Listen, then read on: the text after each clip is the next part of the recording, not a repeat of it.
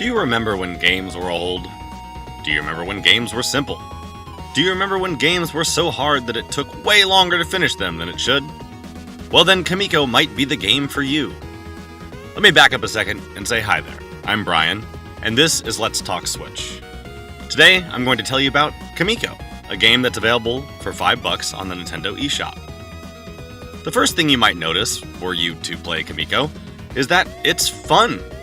It's a classic hack and slash style game, and it's incredibly simplistic, with your only options being attack, dash, and a special move that uses your SP, or special points. That's about it.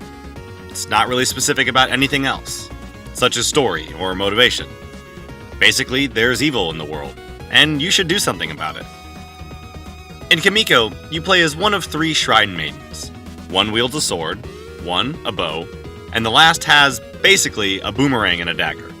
If you want to have fun, pick the blue chick, the one with the sword, as this game was clearly built around her.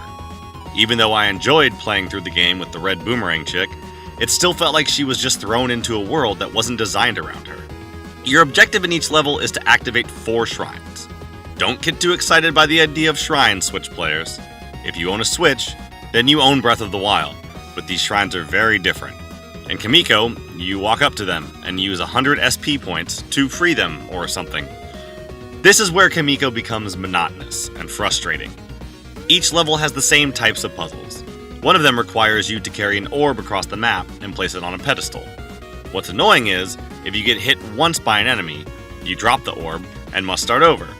This isn't a huge problem in the early parts of the game when enemies are stupid and don't chase you, but trust me, by the final level, when you are trekking across 6 or 7 rooms to complete one task without getting hit, it becomes more than tedious.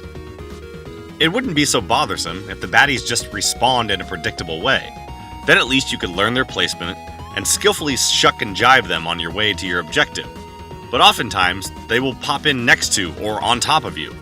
It gets worse when you begin to think about why the bad guys respawn.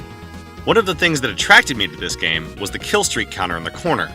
Developer Skipmore clearly wanted you to have access to as much SP as possible, so that you never get stuck, but they forgot to use it for anything other than level progression. But what is perhaps most disappointing about this game is how close it came to getting it right. Simple things like letting you put the orb down to fend off bad guys, or maybe a map to help you backtrack when you forget where you've been.